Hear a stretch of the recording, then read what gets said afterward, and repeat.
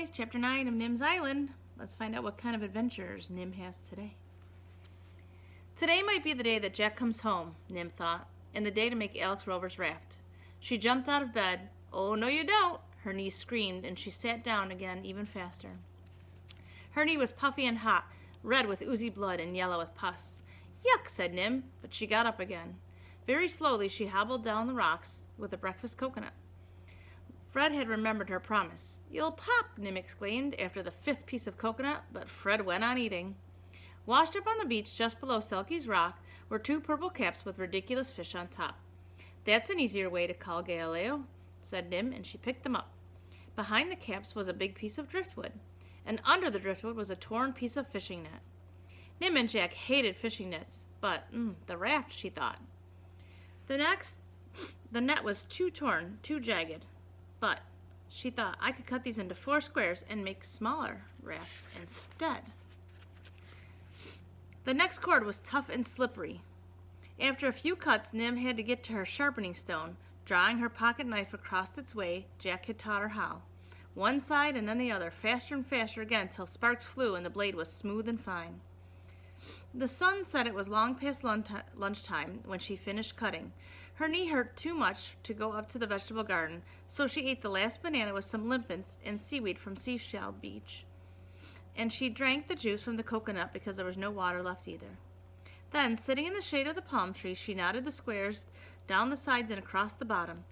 She flicked the net, knot and pulled, and Fred peekabooed from one side to the other. Selkie grabbed the end of the net with her teeth and tugged.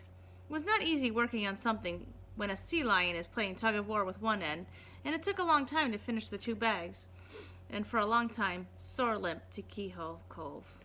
Selkie and Fred jumped in to help with the fish and to get out the coconuts, but it would have been more helpful if they hadn't kept playing coconut soccer instead. Stop being stupid, Nim screamed. Fred sank to the bottom and hid behind a giant clam. Selkie went on the reef and put her back to Nim. Nim, feeling smaller than limpets that she had eaten for lunch, crawled up beside her. I'm sorry, she whispered. Selkie could never stay angry for long, but Fred could. Nim had to dive 3 times before she could coax him back up. When she had all the coconuts on the rocks, Nim loaded 10 into each bag and tied the knots across the top so they couldn't escape. The sun was low over the sea by the time she dumped the 2nd bag into the cove and climbed on top. The first 3 times she tried, the bag raft ended up on top of her instead of the other way around. The 4th time, Nim won. She lay on her stomach and Fred rode on her back and paddled once right around the cove till there was one more floating mood today, and the raft was good at that too. But not with a sea lion on top. Selkie thumped onto one and then sank straight to the bottom. Try both together, said Nim, trying hard not to laugh. Nim held the rafts and Selkie hauled herself up on. She floated across the cove, nosing herself off the shore and bumping from reef to rocks. She liked it so much she forgot to tease Fred. She could have played there all night, but sun's nearly set, said Nim. Email time. To aka@incognito.net from Jack Russo @explorer.net. Date Wednesday the 7th of April, 1825. Dear Alex Rover, this morning I found an old fishing net, so I made 2 rafts because I thought it would be easier than one big one. They're lots of fun to ride. Selkie liked them so much he barked till her throat was sore.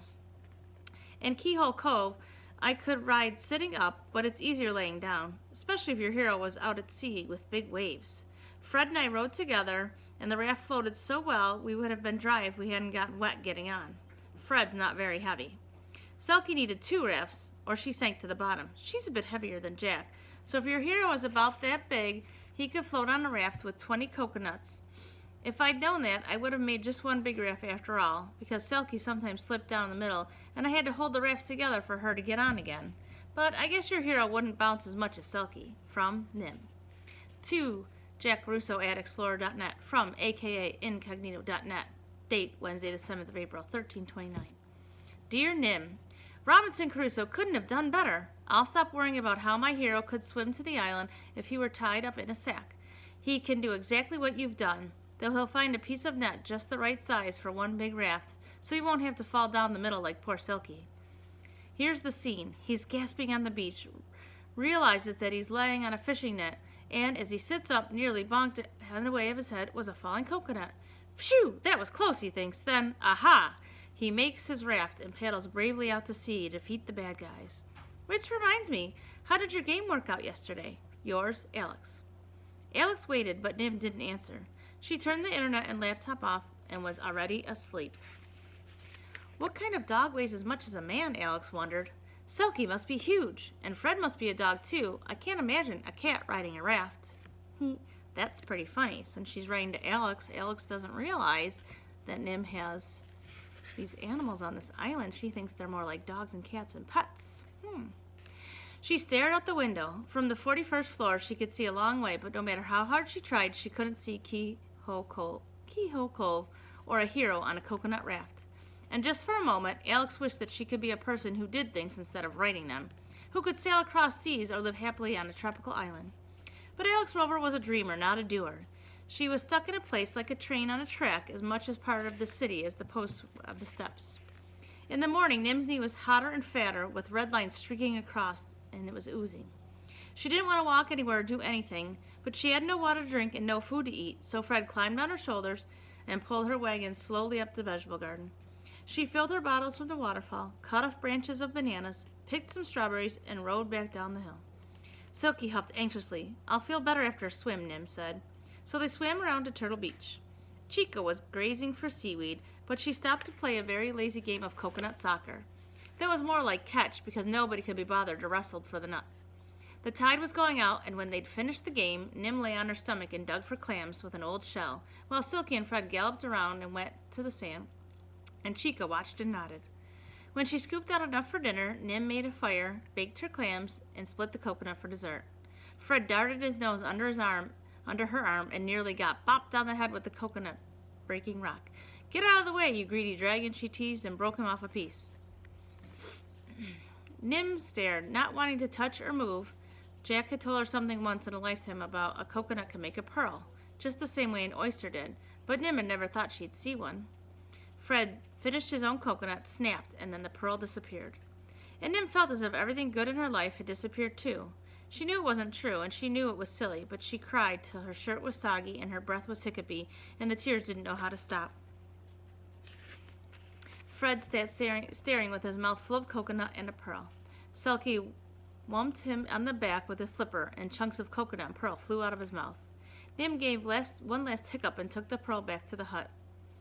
It was even more beautiful than it was clean, more wonderful than a shell's gleaming inside, because it was a whole and perfect, a lucky pearl, Nim whispered, because anything so rare must be lucky, and to be beautiful and rare must be the luckiest of all.